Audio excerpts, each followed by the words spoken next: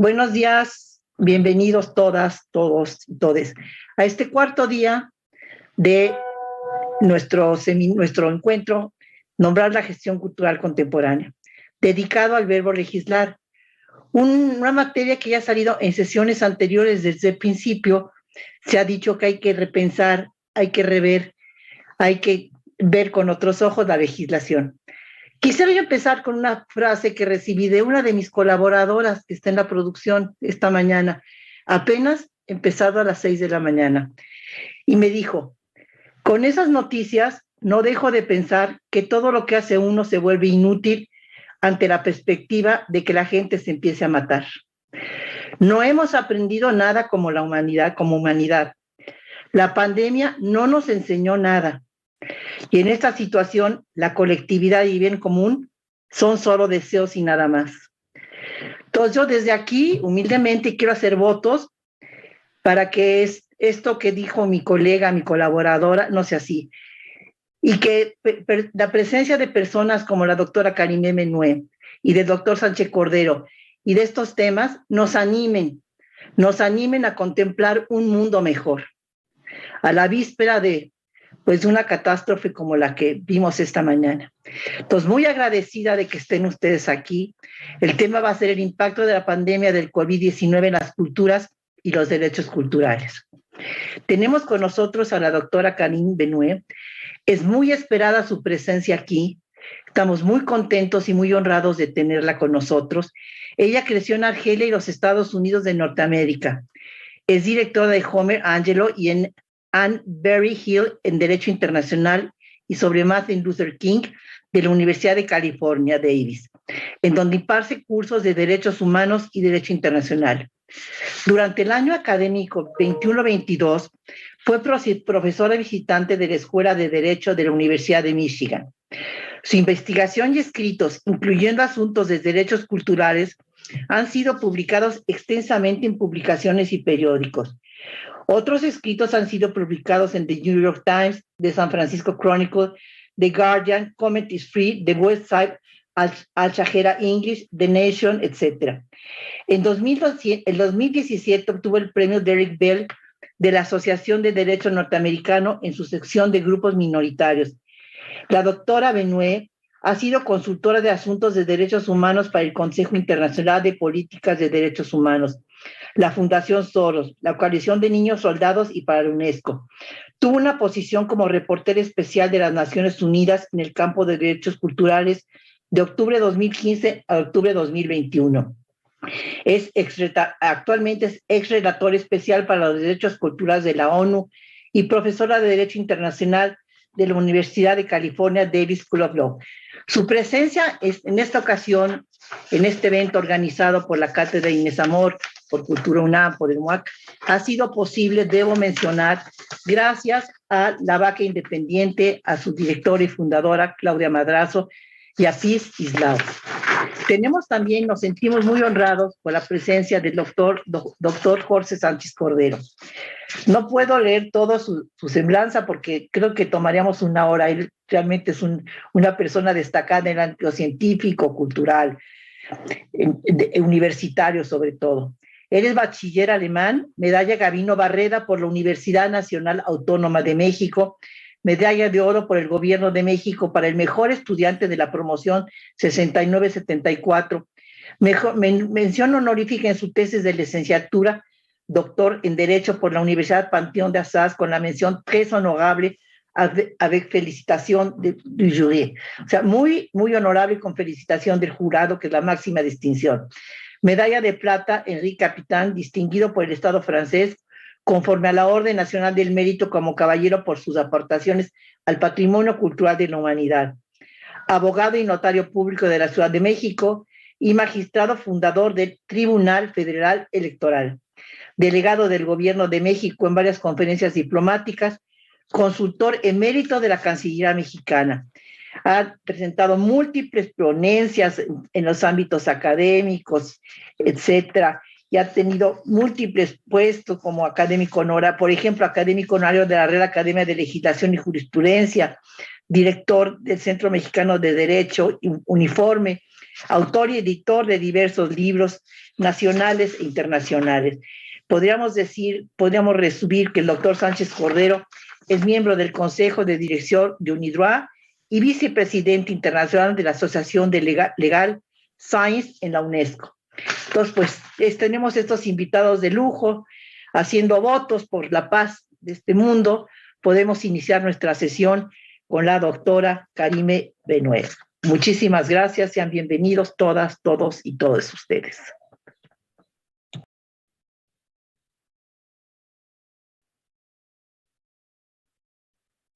Thank you very much. Good morning. It's a tremendous honor to be with all of you today. I am going to quickly share my screen so as to have a PowerPoint presentation. And can you kindly tell me if you are able to see the PowerPoint now? Yes, thank you so much. Well, warm cultural solidarity to everyone, and I so appreciate the kind introduction and the kind invitation from the organizers. It's a profound honor to be with you at this event organized in Mexico. And I was saying to the organizers before we began that I had the opportunity of visiting Mexico several times while I was the UN Special Rapporteur on Cultural Rights.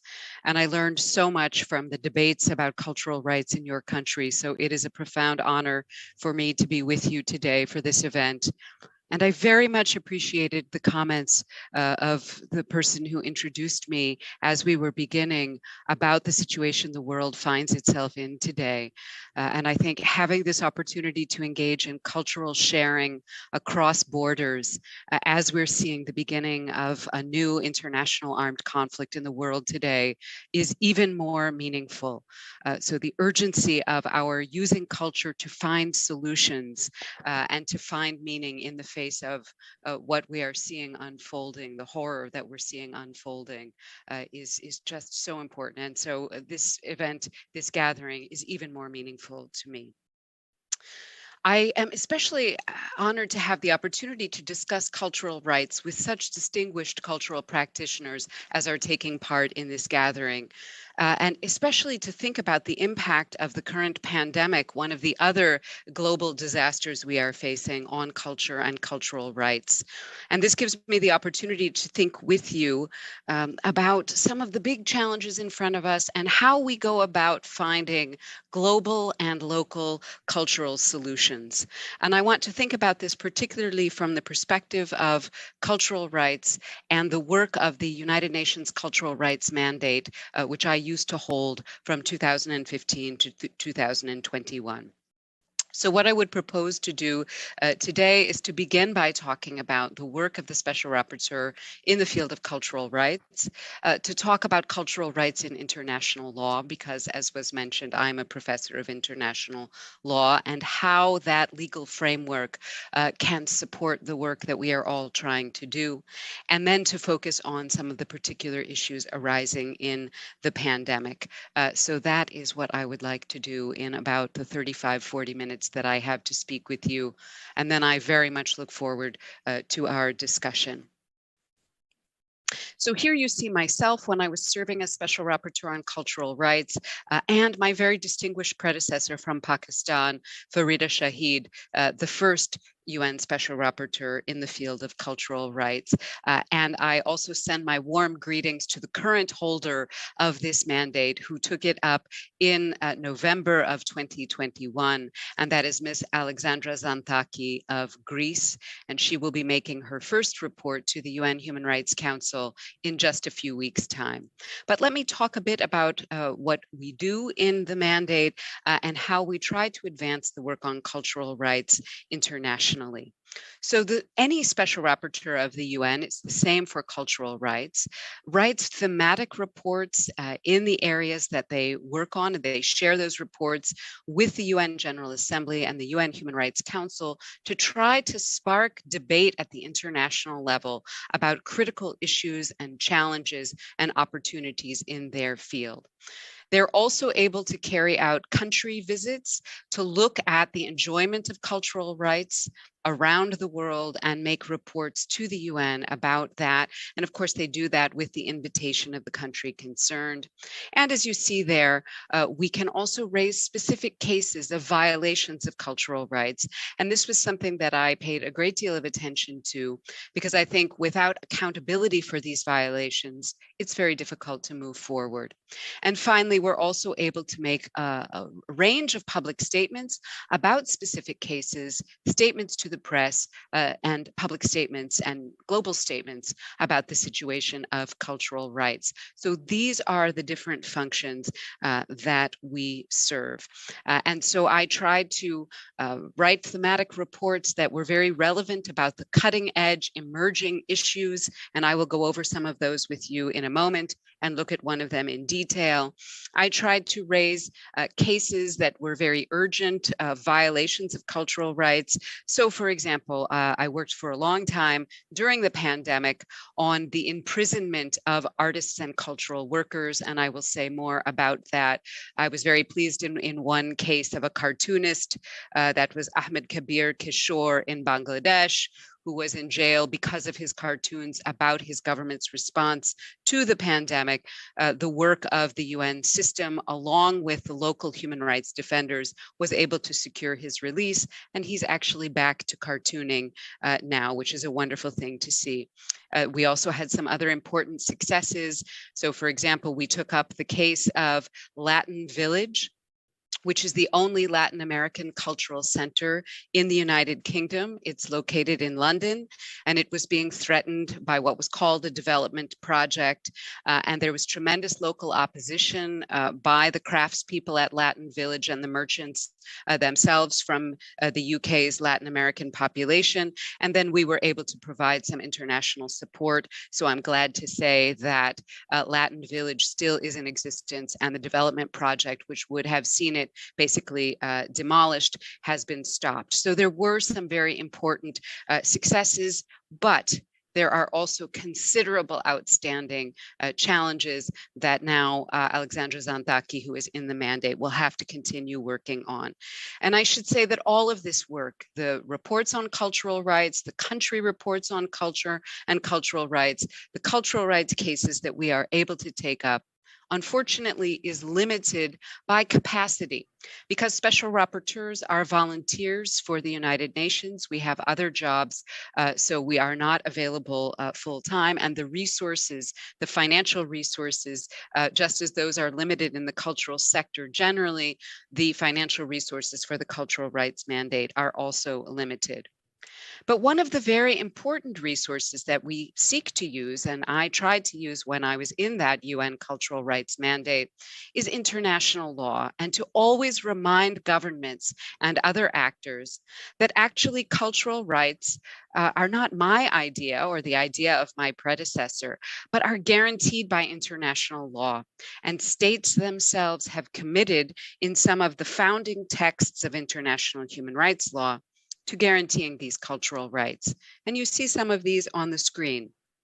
So Article 27 of the Universal Declaration of Human Rights, which guarantees the right of everyone to take part freely in the cultural life of the community, is a very important kind of touchstone statement for the entire international legal order in the field of human rights.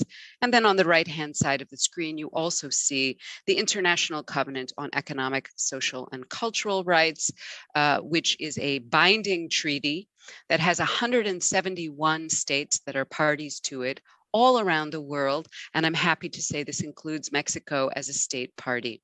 And as you see here on the screen, this covenant guarantees to everyone the right to take part in cultural life, the right to access and enjoy cultural heritage, which is a part of the right to take part in cultural life, and the rights to scientific and artistic freedom, as well as the right to benefit from scientific progress and its applications, which is perhaps one of the most relevant human rights in the context of a pandemic.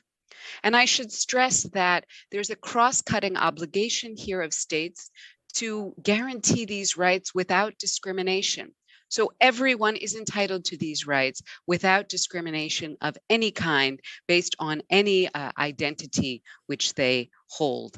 And again, when I was in the UN Cultural Rights Mandate, I returned to this core message: culture is not a luxury. Cultural rights are not optional. They are guaranteed by international law, and states have themselves committed to fulfilling these guarantees. And I realize not everyone wants to work in the legal arena, but I felt that my job as an international lawyer, as a human rights special rapporteur, working in support of those in the cultural sectors all around the world, was to use this international legal framework.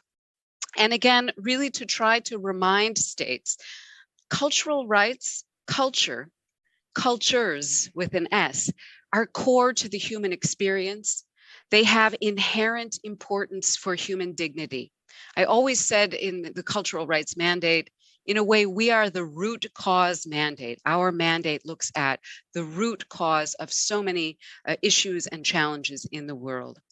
So cultural rights have inherent importance for human beings, but they also are essential for implementing other human rights: the right to freedom of expression, the right to freedom of religion or belief, the right to education. None of these rights can be achieved without cultural rights. And this is also true, of course, of the right to development, which is so important. So what I tried to do again and again, and my successor is now also doing, is to demonstrate that cultural rights, that your work in the cultural sector is actually a crucial part of the responses that we need to so many current challenges, whether it's the new and terrible armed conflict that we're seeing in the world, whether it is the problem of discrimination in so many countries, whether it is the climate emergency, and most recently, of course, in the face of the COVID-19 pandemic. So I, again, tried to really elevate the importance of culture in the UN human rights discussion, not to allow it to be seen as a kind of side issue. And I reminded governments that humanity does nothing less than to restore and reimagine itself through creating, through revising its cultural life. I reminded states that cultural and artistic expressions have a strong transformative power and that they can influence the societies we live in, for good or for ill. And of course, our responsibility is to make sure that it's for good.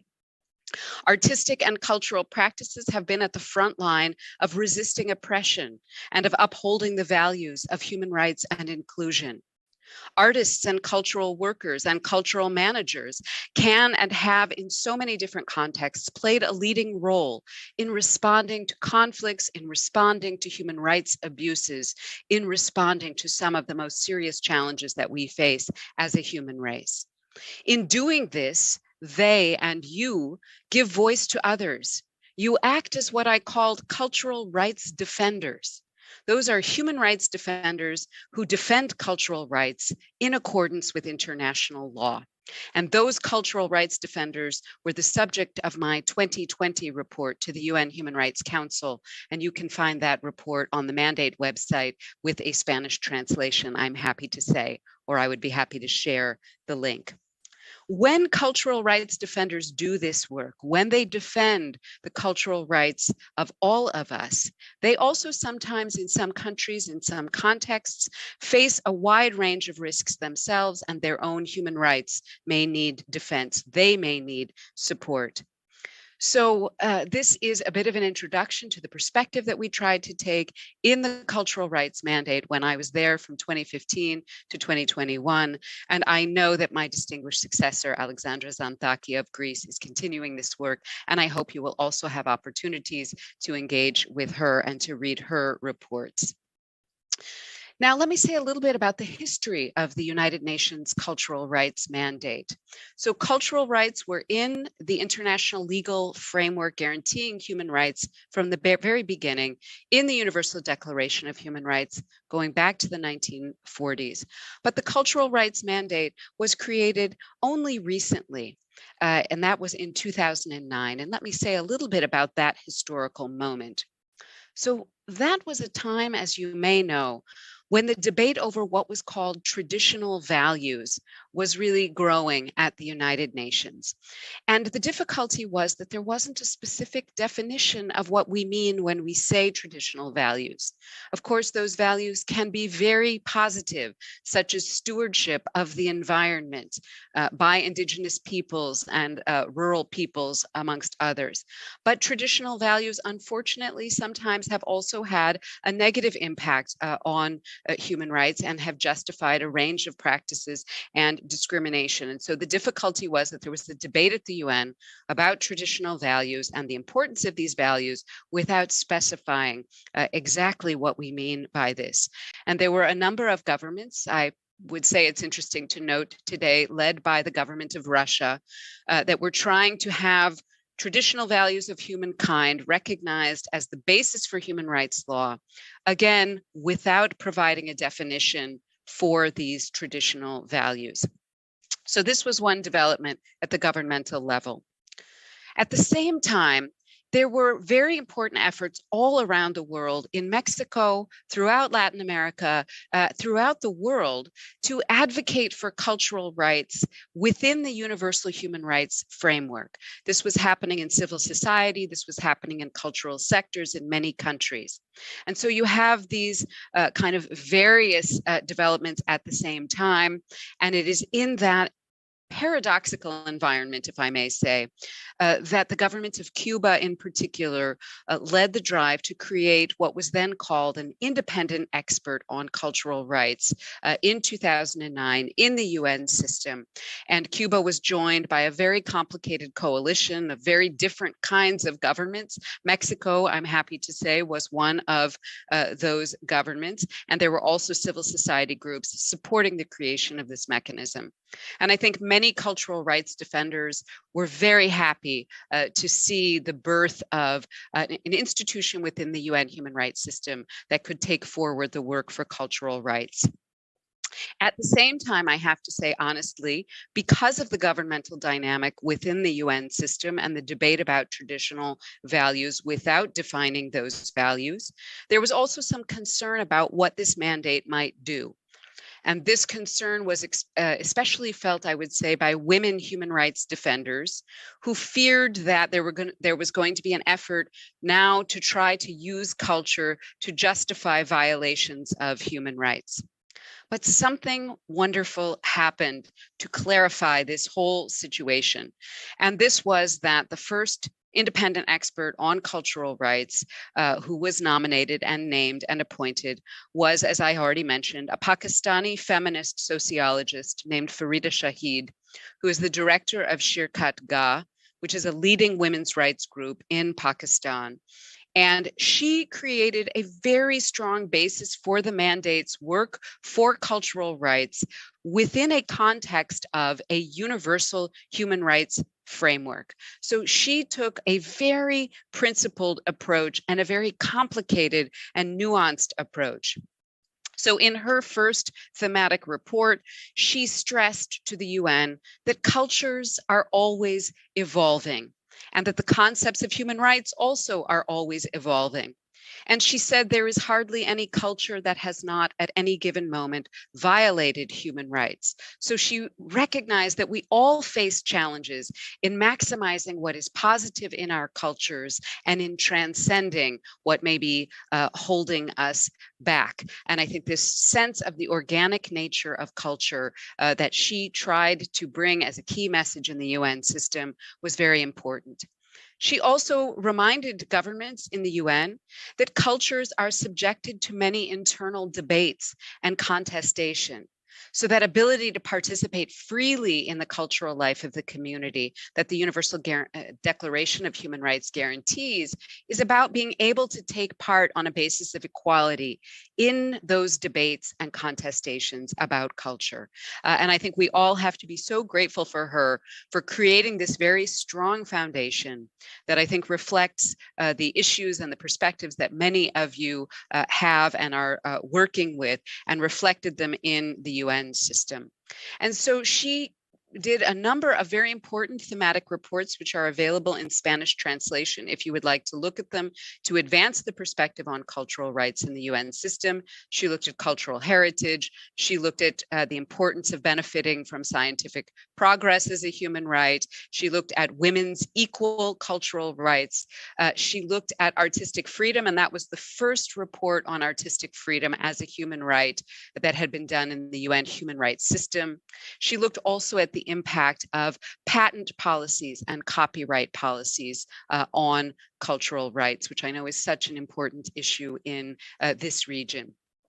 When I became Special Rapporteur in 2015, I wanted to build on this strong foundation that she created.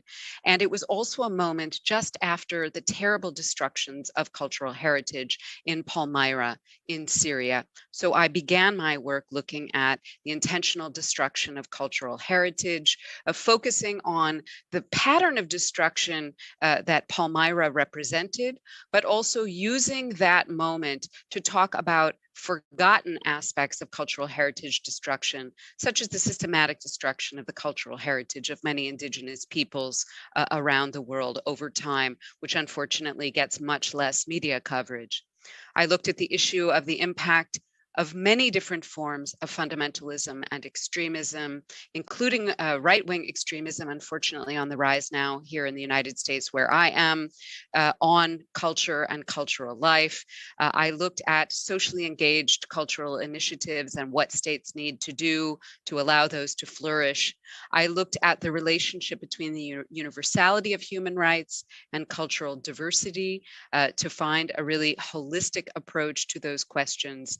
I looked at public space, and finally, most recently, my last report to the General Assembly was about cultural mixing and mixed cultural identities. And so this is the work that we have tried to do in the UN Cultural Rights Mandate that is now being taken forward by my successor. And let me say again, that a cross-cutting theme was always the commitment to non-discrimination in cultural life and in cultural rights, so that these rights would be enjoyed by everyone.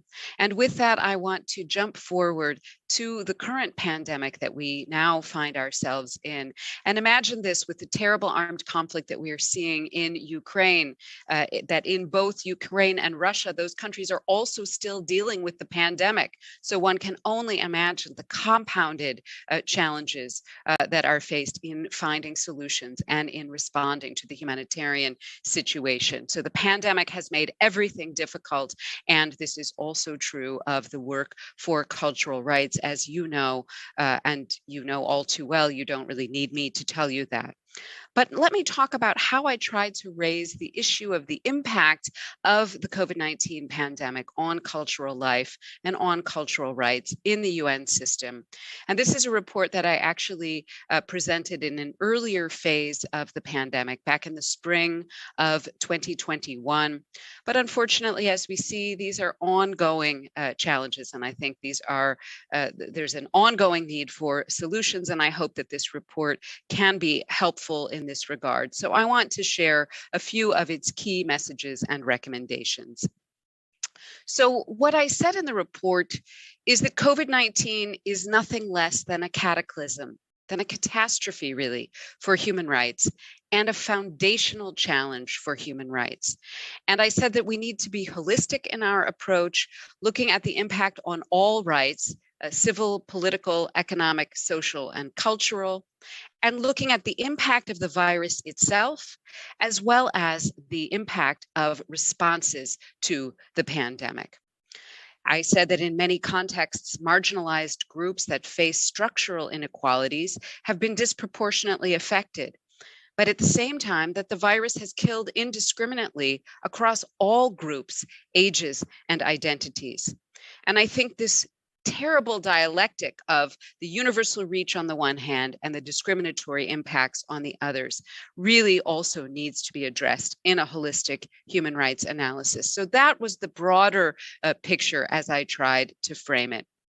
And another thing I should say is that the global picture is very diverse. Different countries, different cultural contexts are facing different situations with the pandemic at the moment. Some countries are celebrating the reopening of cultural spaces, very packed cultural spaces, but other regions such as Southeast Asia have been recently shutting down again. And of course, we're all watching with great concern events in Hong Kong. So it's a very complicated global context. And it's in that context that we're trying to imagine what our cultural futures might look like and what role there will be for cultural rights in this. Now, one of the places that I always started my analysis was with those we have lost. And of course, the human toll in Mexico, in the United States, in every country almost around the world has been horrific. It has been just terrible to watch 5.9 million people who have died all around the world. And I particularly felt it was my responsibility as the rapporteur on cultural rights to focus on those we have lost in the cultural sectors, because not only were those human losses, but those were also terrible cultural losses. And here on the screen, you see representatives of those we have lost, just a few faces. I know there are so many, including in Mexico, but here you see some who died from COVID-19, such as the Cameroonian Afro jazz legend Manu Dibango, who you see on the lower left-hand side of your screen. Or above him, you see Mohamed Al-Sayani, who was the head of the Organization for Antiquities and Museums in Yemen, and he was trying to preserve the cultural heritage in his country in the terrible armed conflict there. He also sadly was lost to COVID-19. You see next to him a very pioneering eco-feminist Jewish American artist, Hélène Ailon. You see below her Shanghai, sadly very young Chinese film director who passed away along with 3 family members at home in Wuhan, China, in the very first wave of the pandemic. You see also on the top right-hand corner of the screen, Aurelia Gifichu from the Bora people in the Colombian Amazon region, who was an award-winning indigenous language teacher. And this is just to name a few, but I wanted, by honoring these people, to honor all those we have lost in the cultural sectors. And you also see on the bottom of the screen on the right-hand side, Rajhan Mishra, who was a 5th-generation classical Indian musician and a prize-winning vocalist who died in hospital in India in the most recent wave of the pandemic due to a lack of ventilators. And I know that you have also had great human and cultural losses in Mexico in the pandemic, and I wanted to pay tribute to all of those losses. And I think it is essential that those of us who work in the cultural fields have to document all who have fallen in the artistic and cultural sectors in the pandemic, and try to memorialize their work and to share it with younger generations, and to in their memory really support those who continue this artistic and cultural work, and to promote a nourishing cultural life for everyone. And in fact, I think cultural and artistic work can play a vital role in memorializing all of the victims of the pandemic. And I hope we will see more and more of that going forward. So given these kinds of losses and many other losses I will talk about in a moment, in the report, I warned that the pandemic could lead to an ongoing global cultural catastrophe with severe and long-lasting consequences for human rights if effective action was not taken immediately to guarantee cultural rights and to try to help the cultural sectors to recover. And it was interesting, the debate in the UN. The Russian government said that I was being alarmist by calling it a catastrophe.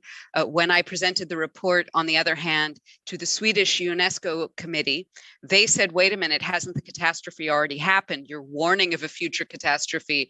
We have already experienced a catastrophe. So some debate about the tone.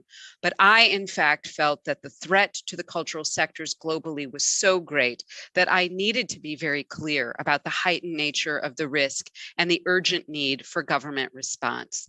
And sometimes I was told, well, culture is a luxury in the pandemic.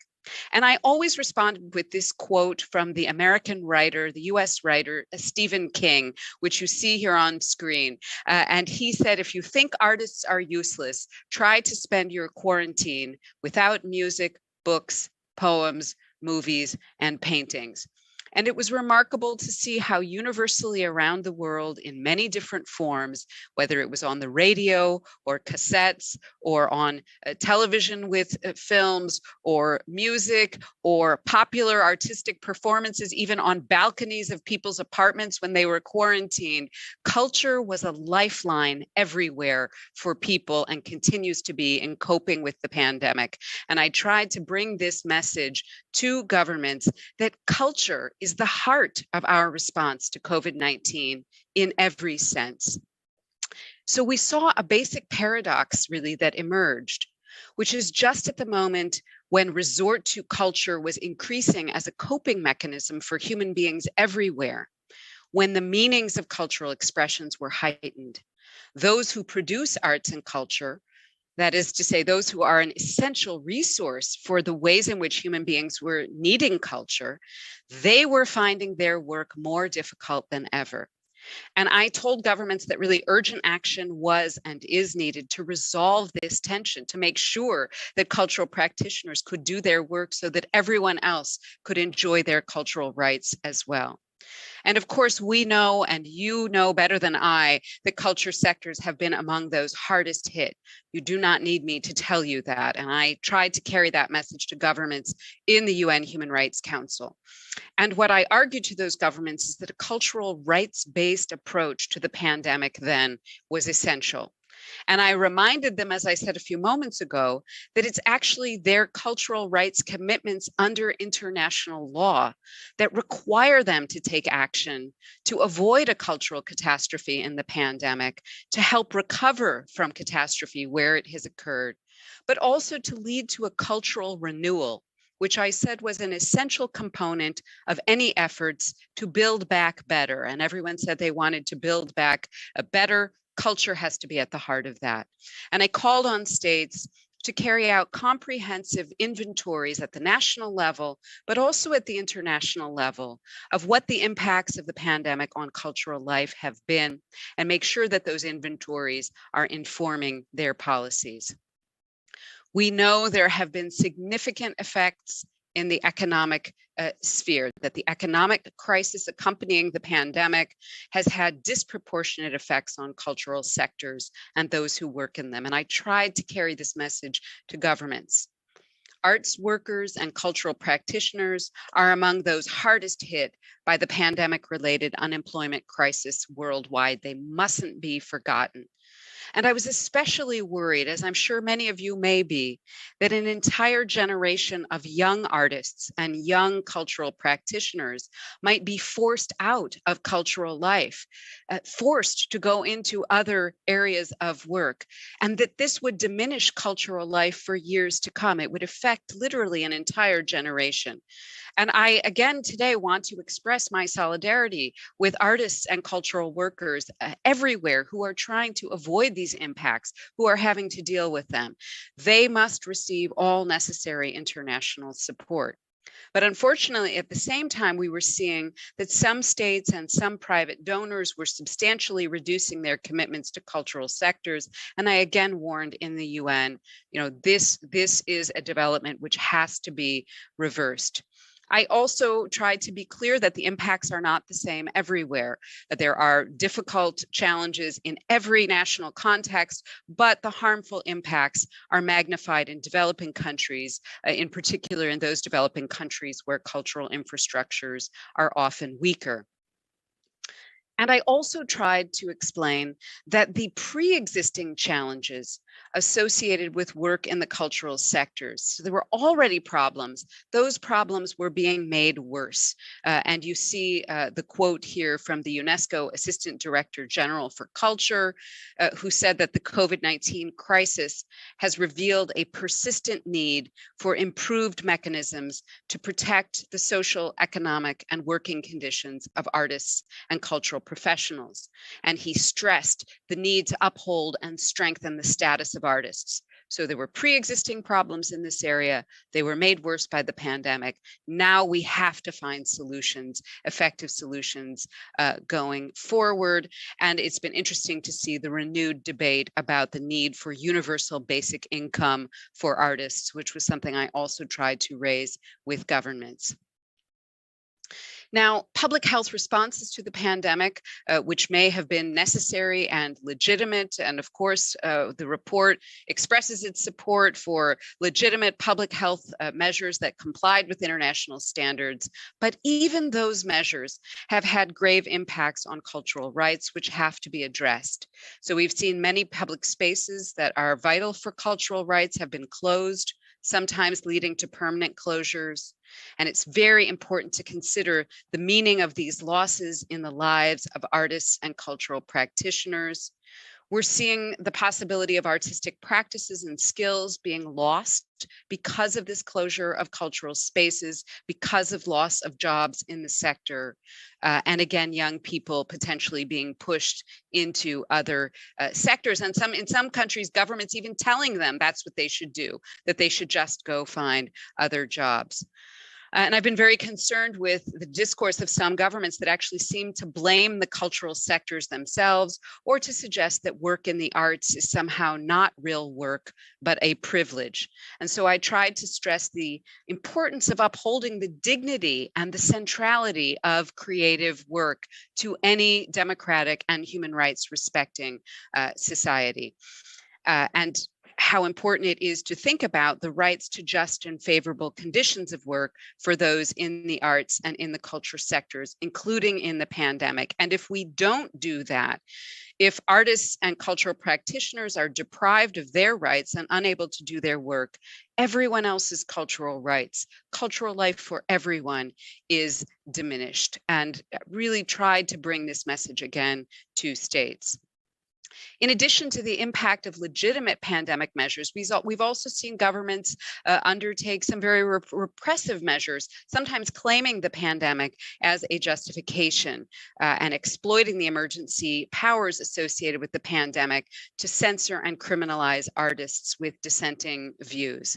And sometimes artists have paid with their lives in this regard. And here we see, sadly, the pictures of two individuals for whom that was the sad fate. So on the left, you see Bakhtash Abtin, who was an Iranian writer and filmmaker who died of COVID-19 in prison in January. He was imprisoned along with other writers, as well as in the center there, Mushtaq Ahmed, a very brave Bangladeshi writer who wrote very critically about his government's pandemic response and also died in prison during the pandemic. And I think of this beautiful message from Bakhtash Abtin that you see here, the hope for a day when no one is imprisoned for having the beautiful demand of freedom.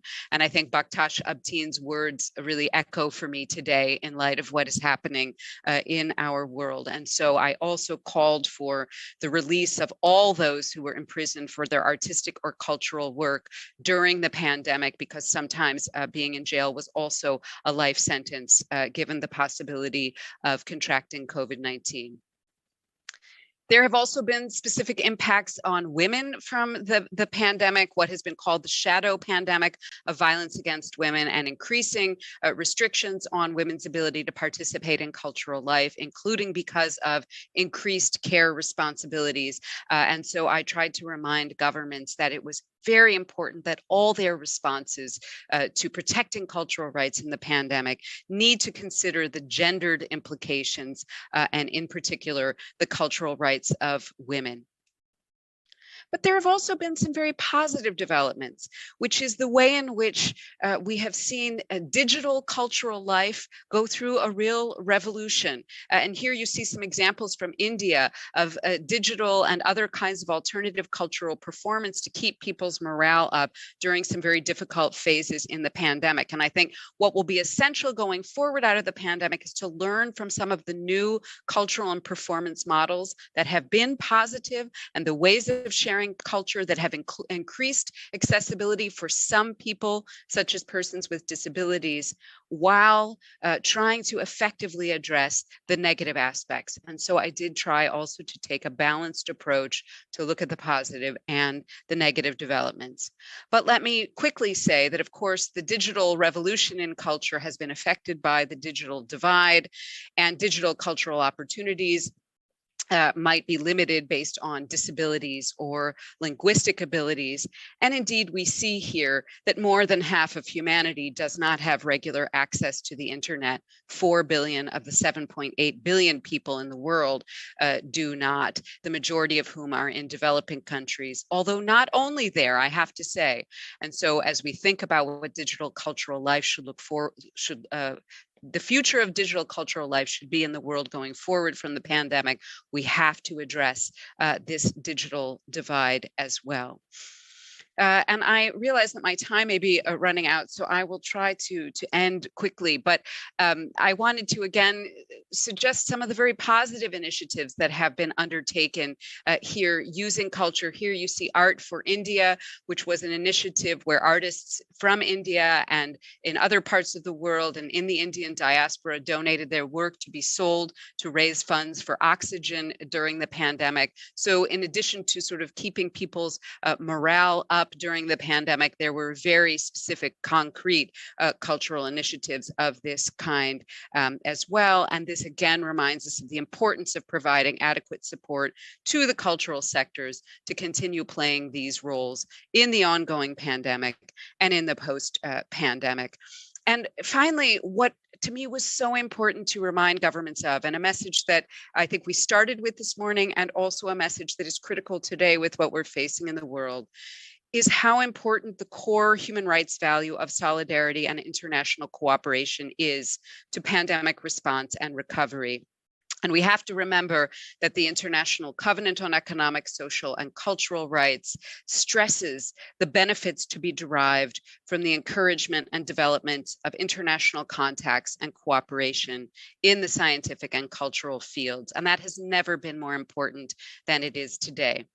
And to end, I use the framework that I used to sum up my report. And I want to apologize first that it doesn't exactly work in Spanish. And I hope that you all maybe can find and help me find a better way of translating this. But what I tried to do was create a cultures framework using the spelling of cultures in English to emphasize some of the key messages that I wanted governments to take away. And I think are key themes for all of us in thinking about where we go from here, going out of, hopefully soon, the pandemic and strengthening cultural life. So C in English in culture stands for consultation of all the affected stakeholders and their participation in making policy to protect cultural life. So important in the pandemic. U is for the urgency of the response needed in funding and support for cultural sectors. L is for legal obligation. Again, the reminder that states are required by international law to guarantee cultural rights, including in the pandemic. T is for 21st century, reminding us that the choices we make now during the pandemic will be defining about how cultural rights are to be enjoyed for years to come and whether they will be available to youth. R stands for rights-based approaches. E stands for everyone, reminding us to maintain focus on inclusion and to combat discrimination in the enjoyment of cultural rights. And finally, S, as I just mentioned, represents solidarity, which is this core human rights value that we need to guarantee cultural rights in the face of the pandemic and hopefully soon going out of the pandemic. I think we have many struggles to wage in the pandemic, but one of the most important is to hold on to hope and our belief in the ability to change things for the better. As serious as the difficulties are ahead, I think it is important to end on a note of optimism, and my report tries to end on a note of optimism. We need really a vigilant optimism, which is appropriate to our times, which recognizes the gravity of the challenges before us, but refuses to bow to those challenges. And I always think of what a woman in Afghanistan said to me once. She said, optimism is key to survival. And I think cultural rights and cultural life are vital for nourishing that very life-sustaining optimism. And so I want to end by thanking you all for the important work that you do, which keeps that hope alive that we all need so much. And I look forward to our discussion going forward. Thank you for listening for so long. Muchísimas gracias, doctora. Y bueno, sí, definitivamente.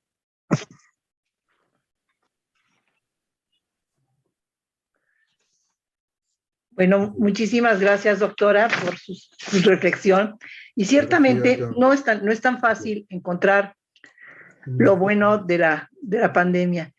Nosotros estamos preparando un poco de publicidad, un foro para finales de este año que se llama Lo bueno, lo malo y lo peor. Una de las cosas buenas es, por ejemplo, haber tenido la oportunidad de escucharla a usted, de escuchar esta pasión por la defensa de los derechos culturales. Ya una de las cosas buenas es haber tenido la oportunidad de encontrar a personas que reflexionan, que luchan y que nos animan a seguir adelante. Entonces, ahora quisiéramos escuchar una breve intervención del doctor Sánchez Cordero para pasar a las preguntas, que hay muchas. Bienvenido, doctor. Well, my deepest congratulations, Madam Karima Bennoune, for your excellent exposé. And I would like only to add a few words, and I think that in these times are very important. I want to cite your excellent book. Your fatwa does not apply here. Untold story from the fight against Muslim fundamentalism. This book is a source of reflection and certainly a reference in cultural heritage safeguarding, based on almost 300 interviews in nearly 30 countries. Madame Bennoune tells stories of people fighting against Muslim fundamentalism and fighting for peace, for justice, and for human rights. Madame Bennoune begins by telling of the night at her family's home in Algiers, when a loud pounding on the door announced the arrival of a very real threat to the life of her father, who was a scholar and outspoken critic of both government and religious fundamentalism. The year was 1993, and intellectuals were regular targets of deadly violence. In her own words, the struggle waged in Muslim majority societies against extremism is one of the most important and overlooked human rights struggles in the world. Theater producers, music presenters, and playwrights are the people that defended the space for cultural and creative expressions. She was awarded the 2014 Dayton Literary Peace Prize. Congratulations to an excellent writer in our world. And then, if you don't mind, Madam Karima Bennoune, I want to switch to Spanish. That is my mother language, so that I can make it easier for the Mexican public to try to interact with you. And then with your permission, Madame Bennoune, I'm going to turn it into Spanish. O si me permiten, podríamos abrir el foro para preguntas y respuestas. Si me permiten una primera pregunta, Madame Bennoune, ¿qué es lo que significa hablar de las culturas en plural?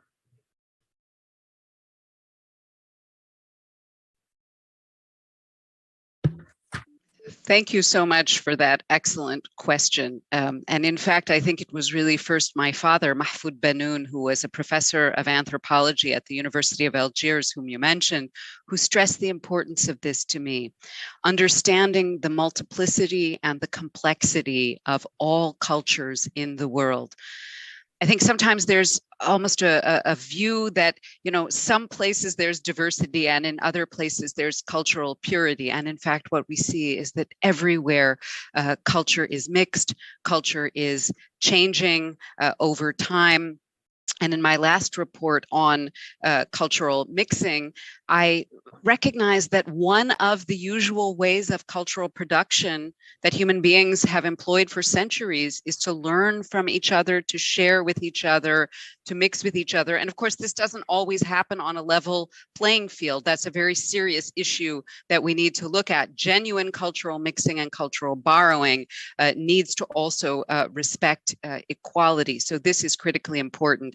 But all too often, I think in the UN system, you hear some governments talking as if culture was one thing. There was one culture. So for example, in the former administration in the United States, one of the advisors to President Trump, a man named Steve Bannon, said there's one culture in the United States. And I always wondered, had he ever actually been here? I mean, this is a very complicated cultural society. There are thousands of cultural influences here, but it's no accident that at the same time he was saying this, there's one culture in the United States, there were also attacks on minorities and immigrants that were going up. So the sort of hatred of anyone who was seen as different and a threat to this cultural purity, quote unquote, was a very real threat. So when I first went into the UN human rights system, I tried to say that we should always understand the word culture as plural. We're always talking about cultures. And I think I heard this message so much when I was in Mexico and learning about some of your cultural rights-based approaches, including in Mexico City. And I really appreciated that message very much. And sometimes I think simplicity is easier. We'd like to think of things as being monolithic because grappling with complexity is more complicated. But that is the human reality. Otra pregunta del auditorio, Madame Bennoune, sería, ¿esa Defensoría de Derechos Culturales tiene un lugar en la gobernanza cultural?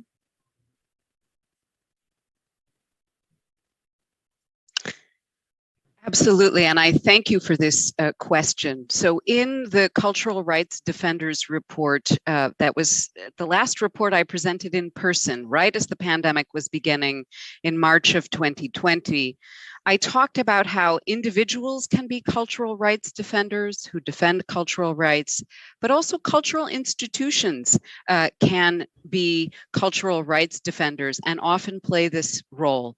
And I called on cultural institutions, in fact, wherever possible, to take up that role, to make sure that cultural rights are respected within their own institutions, to make sure that the rights of those who speak up for cultural rights within their institutions are respected, and also to try to help and support those elsewhere in cultural contexts who are facing threat to their rights. So for example, with the fall of Afghanistan to the Taliban, back in August of last year, I called on cultural institutions everywhere in the world to please invite and welcome Afghan cultural defenders and cultural experts who are having to flee their country and try to host them. So I think individuals can play a role defending cultural rights. Institutions can also play a very critical role, although sometimes I know that that is difficult in light of their sort of official connections and capacities and mandates and so on. And it may be that they find a variety of ways to do this work. It may be through, for example, internally ensuring that a wide variety of the public has access to the programs of that institution without discrimination, and thinking, for example, about the issue of accessibility of persons with disabilities or linguistic accessibility and diversity within that institution. So there's many different ways of doing this work. work and many different actors that can engage with it. And I would refer you to the Spanish language translation of the Cultural Rights Defenders report, which has many more detailed ideas about this. Thank you for the question. Madam Bennoune, this is in English. I'm going to read in English. If human rights and cultural rights have the same universal recognition level, why do you think that this was not properly reflected on UN 2030 agenda? Thank you very much for this question. And I think many people, I know Agenda 21 for Culture at the international level is working on this exact issue. I would say a couple of things. One is, I think I certainly did, and UNESCO does, try to work as best we can with the language that we do have in the 2030 agenda. So goals that we do have, for example, that refer to cultural heritage, which I think are very important. But obviously, it's a shame that there isn't a standalone goal in this regard. The other message I tried to reflect on is how critically important culture is for achieving many of the other goals that are in there. So in a way, implicitly, there is very clear importance of culture and cultural rights in this agenda. But I agree with you. I think that Agenda 21 for Culture is right. We need a dedicated goal around culture, and there needs to be pushing for that in all of the development discussions going forward. I think the 2030 agenda is critically important for human rights generally and for cultural rights specifically. And I also recognize that actually with the pandemic, we are now behind on many of these goals. 2030 is not that many years away.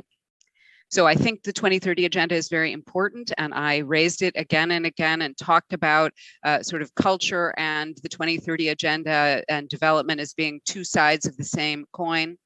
But at the same time, I hope going forward, if we have a chance to imagine a new agenda for development after 2030, it will have more language specifically about human rights, around binding commitments. And I think sometimes, unfortunately, governments prefer to talk about the 2030 agenda than they do to talk about rights, because they see the 2030 agenda as being non-binding, whereas human rights often contain binding legal obligations. So we need to get more sort of rights-based, commitment-based language in there. And we also need more specific emphasis on culture. And I hope there will be great support for Agenda 21 for Culture and all the other organizations in Mexico and elsewhere internationally working on that. Una última pregunta del público, Madame Bennoune. ¿Cuáles serían los principales cambios que deben realizar los estados para reconocer el poder de la transformación, reparación y renovación que otorga la cultura?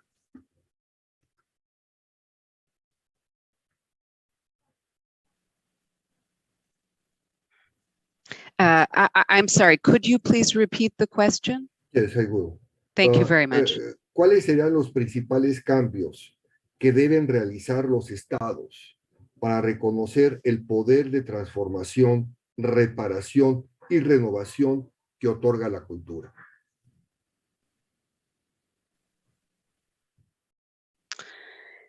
So if I'm understanding the question correctly, let me say that I made many, many recommendations about all of the issues within the mandate that I mentioned while I was Special Rapporteur and in the COVID-19 report.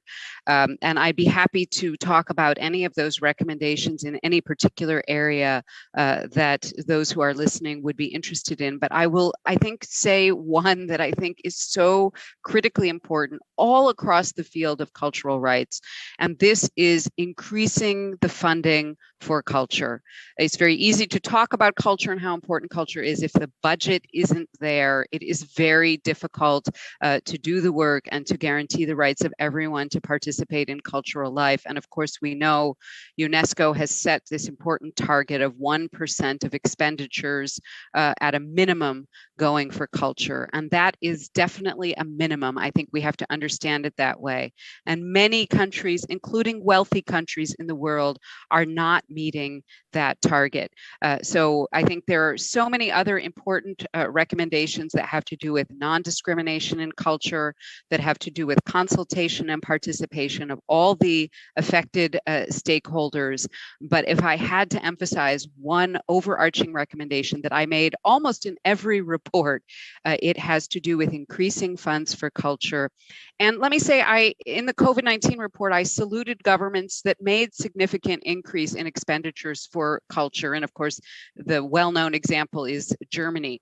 But what I said is that not every country has those resources. So we actually need to increase also global funding for culture. And I talked about the importance of creating a global fund for cultural recovery. So to support countries that may have fewer resources, because otherwise what we would see is that wealthier countries were able to preserve and maintain cultural life, and less wealthy countries would be less able to do that. And in fact, we really needed the global solidarity approach on this issue as well. And I would be more than happy to talk about other recommendations that I've made in specific areas, but it seems to me that is one of the biggest and the most important and really transnational, of transnational relevance. Okay. Madame Bennoune, en alguna forma son las preguntas, si me permite hacer algunas en lo personal también, aprovechando el foro, creo que sería para enriquecer más la discusión. Regresando al a la real world.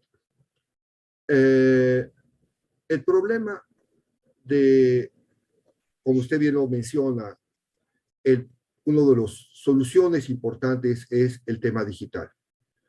Las renovaciones tecnológicas son muy importantes, fundamentalmente en el avance de la cultura. Sin embargo, usted misma lo señala, la gran asimetría que existe en los países desarrollados y en los países ya desarrollados en cuestiones al acceso al Internet es cada día más profunda. Y a través del tiempo, si nosotros observamos los efectos inerciales, se va a empezar a profundizar más esta diferencia. La discusión realmente importante, lamentablemente, no se da en la cultura, se da en la Organización Mundial de Comercio, en donde los países desarrollados están fuertemente reivindicando el hecho de que la tecnología digital se considere como un servicio y no como se considere como un producto y no como un servicio. Esto, de aprobarse en la Organización Mundial de Comercio,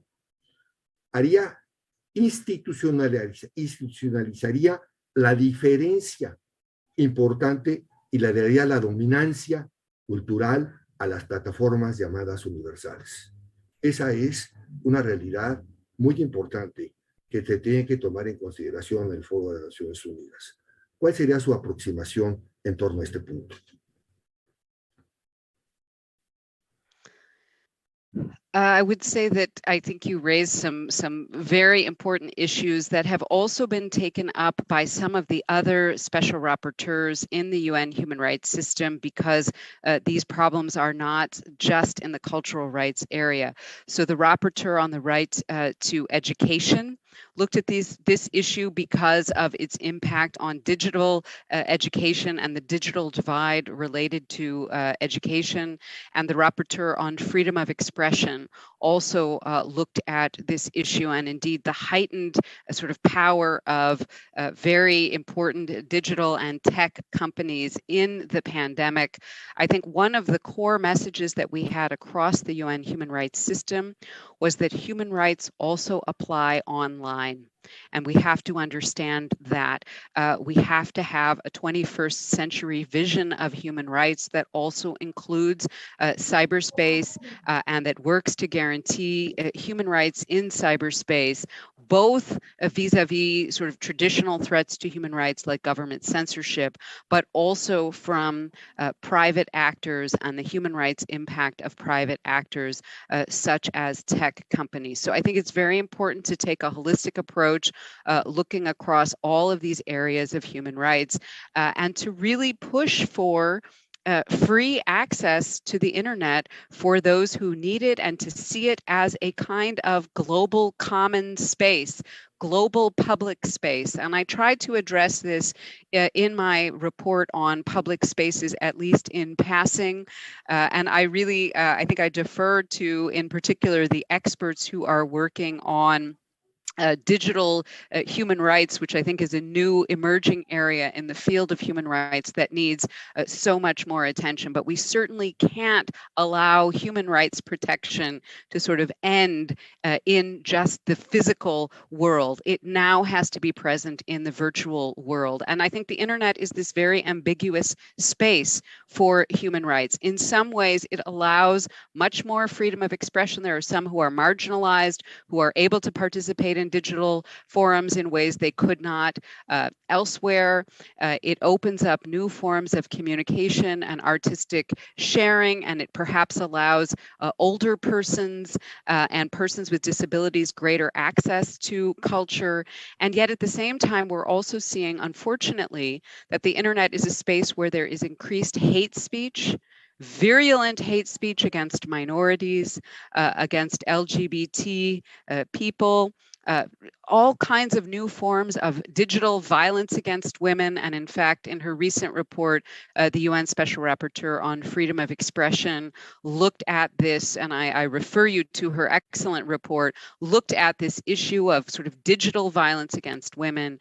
And I think we need a very creative and vigorous 21st century response and a human rights approach to the internet. I think it's critically important. Te agradezco, Madame Bennoune. Una última pregunta para no abusar mucho de su tiempo. En su reporte del 2021, usted menciona el derecho a la ciencia, que es fundamental para todos nosotros. Y cita usted también una noción que para nosotros es muy importante también, que es la Open Science, como lo es también el Open Access, de movimiento tan vigoroso que está actualmente en el ámbito internacional. El problema del derecho a la salud, que usted menciona con profusión en su informe del 2021. Sabemos que la administración del presidente Biden trató de abrir ante una emergencia sanitaria universal y liberar las patentes a efecto de que se pudiera compartir esta información con los países en vías de desarrollo. Sabemos también que COVAX fue un estrepitoso fracaso del ámbito internacional. Aquí hay una rivalidad muy importante, fundamentalmente contradicción de intereses. Usted lo cita ya acerca de los TRIPS, fundamentalmente aprobados por la Organización Mundial de Comercio en su informe del 2021, que no habían de contemplar, en todo caso, cuando se trate los TRIPS, aplicarlos, cuando se trate específicamente de problemas de salud pública, y estamos hablando de la salud universal. Sin embargo, esto no fue posible hacerlo. ¿No cree usted, Madame Bennoune, en este mundo real, que los intereses son tan importantes que había que repensar lo que debemos entender por solidaridad internacional?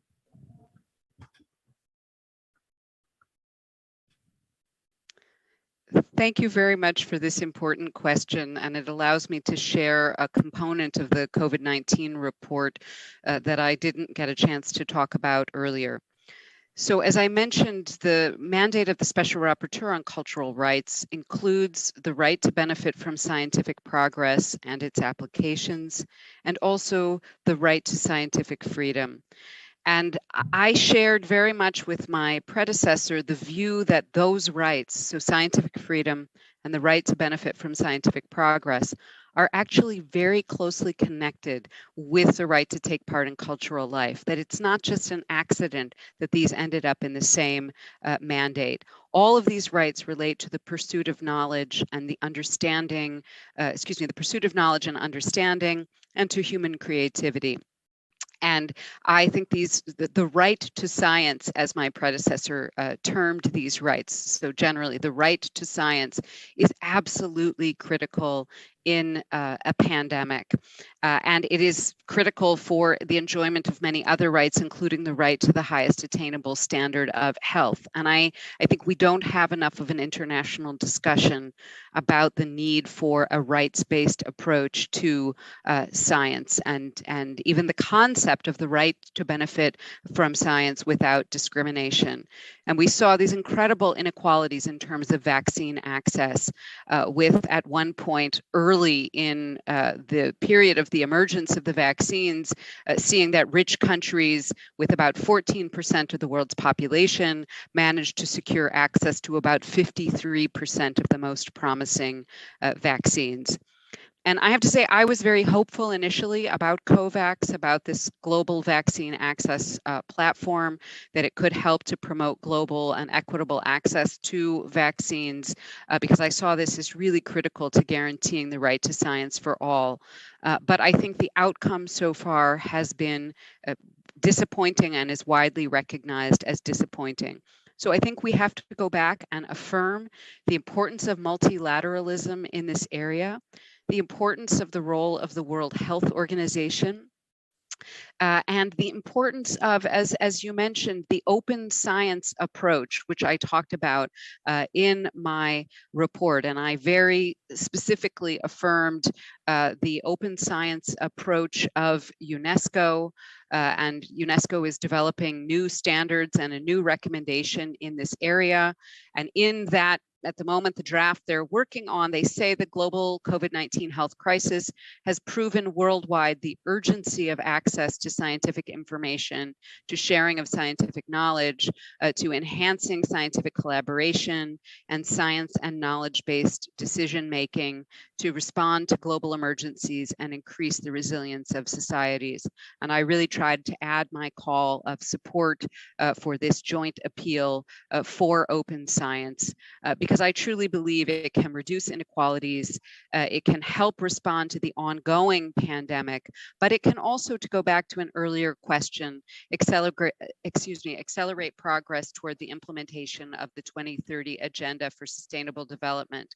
And I think, you know, if the pandemic, someone said earlier, you know, maybe we haven't learned the lessons of the pandemic. Of course, the core lesson of the pandemic, both at the national and international levels, is the lesson of solidarity. And of course, that we're only as healthy as our fellow human beings are, and that we all have an interest in a global, rights-based, non-discriminatory response, not only because it's the right thing to do, but it's the best way to keep us all healthy and safe and enjoying our rights. And in fact, when I handed over to the new Special Rapporteur on Cultural Rights, and she was asking me, you know, what issues do you wish you could have done more work on?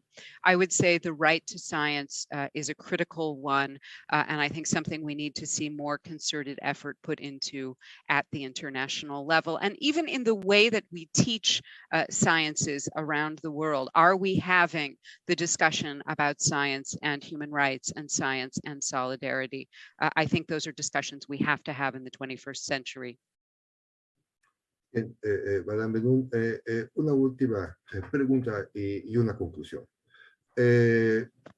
La pregunta es, en el fondo, usted ha hablado de que la propiedad intelectual debe ser es un producto social, que tiene una función social. Entonces, en uno de sus párrafos, cita usted una cosa que me ha impactado. Necesitamos no reconstruir, necesitamos construir. Construir en una forma holística una nueva aproximación de los derechos culturales en la era postpandémica. ¿Usted cómo ha visualizado este no se trata de un renacimiento, se trata de una construcción desde el inicio de los derechos culturales. ¿Cuál sería su propuesta? ¿Cómo se va a construir esta nueva arquitectura de los derechos culturales en la era de la pospandemia? I think that's a very ambitious question, and I can only maybe offer a modest answer in the time that we have here. I think we need to take a good long look at our cultural life as it was before the pandemic, our cultural life during the pandemic, figure out what has been affirming and sustaining and inclusive, what has allowed us to search for solutions, to build a resilience, and we need to preserve and build on that. And we also need to take a good long look at whose voices have been excluded, what structures are not working, how we were creating impossible situations for artists and cultural workers who simply did not have the infrastructure and support that they needed, what our overall social national understandings of the role of culture and cultures, as you stressed, the S, was before, and how accurate a picture that might have been, and be willing to ask some really difficult questions and really make a very big shift where it is necessary. And I think this will be essential to meet all of the challenges that we're facing going forward, but I think also really to help rebuild a sense of hope and optimism. When I look around me, this is what I see people really struggling with now as the pandemic goes on longer and longer. So we have to be willing to preserve what has been important and to invest sufficiently to do that, to get rid of what was not working, to fill in the gaps. And, you know, I always go back to the language of the Universal Declaration of Human Rights, which talks about human rights for everyone, to be clear that everyone actually really means everyone, and have a very deep 21st century emphasis on inclusion, not to go back to the way things were before, but to find a new way to a better future. This, for example, involves climate and responding to the climate emergency and finding ways that are sustainable to engage in cultural life in the future, finding ways to use culture and cultures to try to teach and share lessons about the threats that we face, such as the climate emergency, which I said in my 2020 report is perhaps the greatest threat to cultures around the world that we face now. But also, I think to find responses to situations like the terrible armed conflict that we are seeing unfold today, and to find ways to bring people together. I see so many efforts, so many resources going towards dividing us. Will we be courageous enough to invest more in bringing us all back together? That, I think, is the big question for the 21st century. And I don't think I can do justice to your question, but I think, you know, the path towards a better future starts actually with questions, not with answers. So I think your question is a great place for us to end today and to begin. Yo creo que esa es la gran pregunta, la del doctor Sánchez Cordero, sobre todo que atrás de él tiene un cuadro de Cogetti o una versión que se llama Después del Diluvio, ¿no? Así es. Tiene un cuadro atrás de Cogetti que se llama Después del Diluvio. Después del diluvio, ¿qué vamos a hacer? Exactamente, es la gran pregunta. Muy bien. Es muy agradecida, doctor Sánchez Cordero, estas preguntas tan precisas, doctora Karima Bennoune, haber tomado más tiempo del que pensábamos, pero creo que es necesario y sobre todo que estamos pensando en un nuevo vocabulario de gestión cultural. Entonces ya me aprendí derechos culturales digitales. Es verdad. No lo sabe, hay que pensar en eso. Y empecemos después del diluvio, ¿qué va a pasar? Muchísimas gracias. Los invitamos a nuestra próxima sesión. Diga. Fue deliberado, ¿eh? Fue deliberado. No. El diluvio es deliberado. No, ¿de veras se puso deliberado? No. Puse el cuadro específicamente porque sé que estamos viviendo, ¿qué va a ser después del diluvio? Bueno, pues sí, ya ve que lo reconocí. Claro, De Cogetti, ¿cómo no? Además, Muchísimas gracias. Y nos vemos dentro de un momento a las 12. Vamos a seguir con este tema fascinante que es la legislación. Tendremos a COIO, a José Ernesto Bermejo, con consultores, alternativas legales y fiscales para las organizaciones de la sociedad civil en materia cultural. Muy honrados de tenerlos aquí. Espero que no sea la última vez y que realmente podamos reconstruir los trabajadores, los gestores de la cultura, que no nada más somos productores, somos defensores de los derechos culturales también. Muchísimas gracias a todo el público. Ya saben, nos pueden encontrar dentro de un momento en YouTube. Vamos a cambiar ese cogueti, por favor. Thank you. Muchas gracias. Nos vemos a las 12. Gracias a todos.